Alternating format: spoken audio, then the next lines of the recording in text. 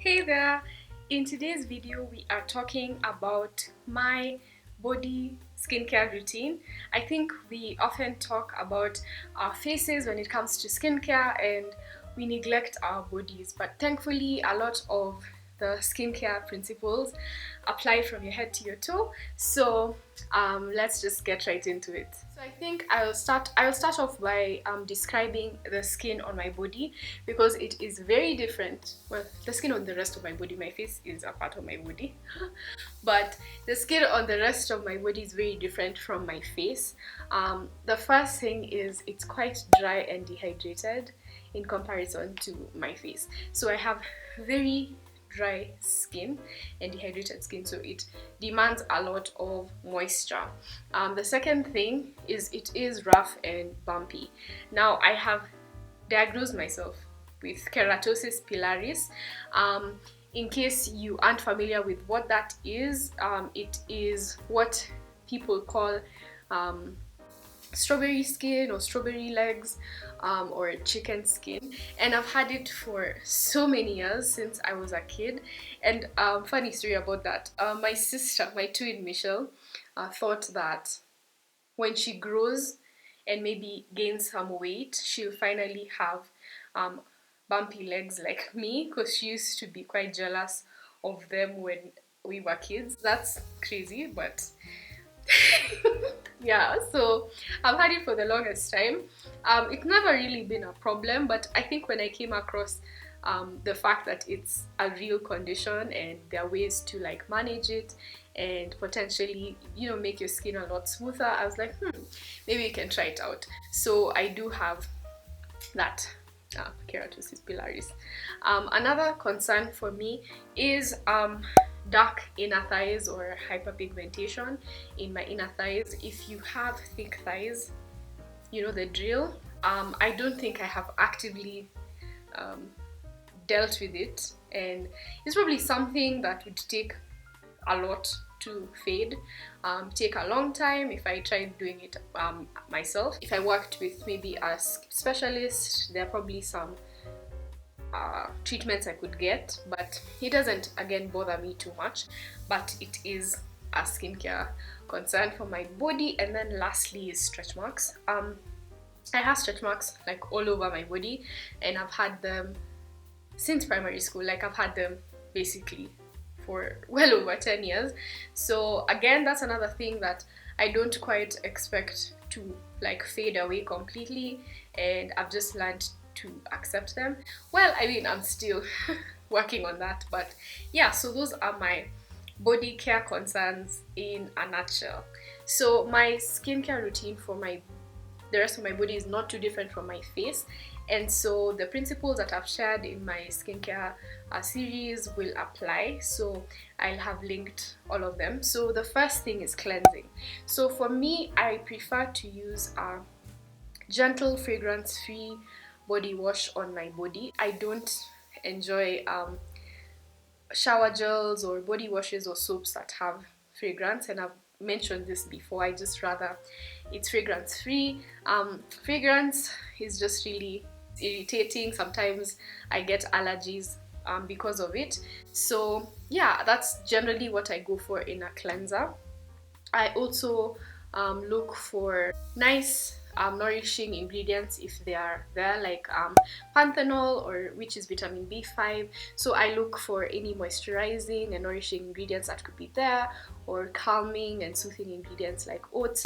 So if it has some added benefits, well and good, but generally with my cleansers, I just like it to do the job in the most gentle and effective manner.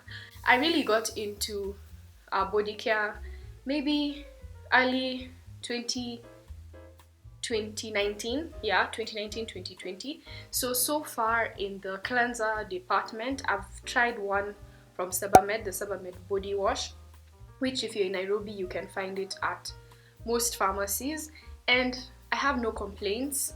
It's a good pH, so it does not strip my skin, it does not have any strong fragrance, and it was very gentle. And I find that with body washes, they last a really long time. So even though they are on the pricier side, a little goes a really long way. So I will use a body wash every single day. I know some people use both soap and shower gel. I don't think that's necessary because both of them have surfactants, but I think for some people they just enjoy the process. I will just use the body wash. So I've tried that one from Sebamed, no complaints there. And recently I've also used one from Necessaire. I leave links to all the products I mentioned in the description box. And the Necessaire one was so nice. It is also fragrance free. It is pricey. It was, I think, $25, but I've used it for several months and I'm just about halfway through with it. I have no complaints. So far those are the 2 body washes that I have tried out. I'm still experimenting. I have a lot of products on my wish list, so maybe I'll do a more detailed roundup or review of these products once I've tried many and I can compare all of them. So the next step in my body care routine is moisturizing. And when it comes to moisturizers, I'm looking for, I guess, 3 main things. So first, fragrance free if possible, and then secondly, the moisturizing ingredients. So I've talked about the humectants, occlusives and emollients, which form a great moisturizer. I look for the same things in my body moisturizers. I like for them to be very rich because, as I said, I have extra dry and dehydrated skin. So for me, I really like products with urea or urea. Glycerin is quite hydrating for me, and other ceramides and ingredients that are good for strengthening and preserving the skin barrier, which is something I've talked about before in detail. So those are the ingredients I look out for. And then lastly, to deal with my bumpy skin or strawberry skin, I look for moisturizers that have some chemical exfoliants in them. So more often than not, it will either be lactic acid or glycolic acid, and for the body they tend to be higher percentages, like 10%, 11%, 12%. So again, so far I have used, I think, only 2 lotions to completion. The first was one by Eucerin that I really enjoyed. I did get it from a pharmacy in Nairobi, but you can also find it online on Amazon. I've also used one from Lactin. So there's a popular lotion for KP, Keratosis Pillaris, and it has 12%, if I'm not wrong, lactic acid, and it's amlactin. So what I'd say about the 2 I've used so far is Eucerin is more moisturizing because I believe it had urea, so it was very rich. So it was a great moisturizer, in addition to the exfoliating properties that helped to smooth my skin. But amlactin was better at the exfoliating properties. So I feel like over prolonged use, the amlactin did more for smoothing out my skin than the Eucerin did. So that's just something to think about in terms of the 2. And right now I'm using a different lotion. I think it's called Alpha Skincare glycolic acid lotion. So that's about it when it comes to moisturizing. Often I will layer my moisturizer with an ointment over it or Vaseline. So I really like the CeraVe Healing Ointment.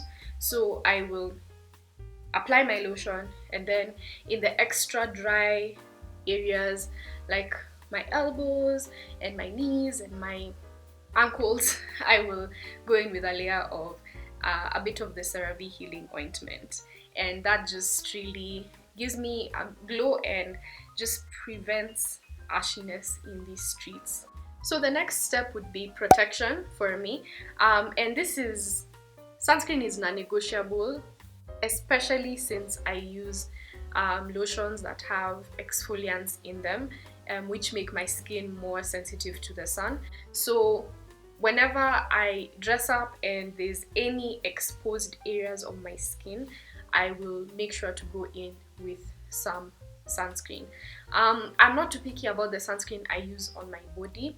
More often than not, it will be maybe sunscreen that I no longer use on my face, or I didn't like on my face, that I'll just start using on my body, or one of those generic sunscreens that you would buy for, you know, when you go to the beach, but you should really be applying it on your body every day. So currently I rotate between two. There's one by Malibu, and it's like a dry oil sunscreen that has SPF. So I like that because then it goes on quite easily over my lotion. I just have to make sure that I apply enough of it. And Alba Botanica, which is a sunscreen I used to use on my face but isn't fungal acne safe, so I'll often use it on my body, and it's nice and thick, so it also adds to the moisturizing and prevents my skin from being dry. Still learning as I go with my Bodycare, because I've just not been paying as much attention to it as I have with my face, but now that I have actually given it focus in the past year and a half, my skincare budget has essentially doubled because I'm investing in my body care and also my facial care. So that's been something, but I think just having my mindset on this being an investment into myself and to take care of my body in and out. I'd love to hear from you. Do you have a body care routine? What does that look like? Which products do you like? And also, you know, what is your skincare budget for your body? I mean, the rest of your body, because I know people invest a lot more into the products for their face. Never neglect the rest. I mean, your skin is your largest organ and it is everywhere. So you want to make sure that you're taking care of every part of it, so that also it's more uniform. Yeah, so let me know in the comments down below. Always remember that your hair is your crown and your body is a temple. Embrace it, love it, and take care of it. Bye.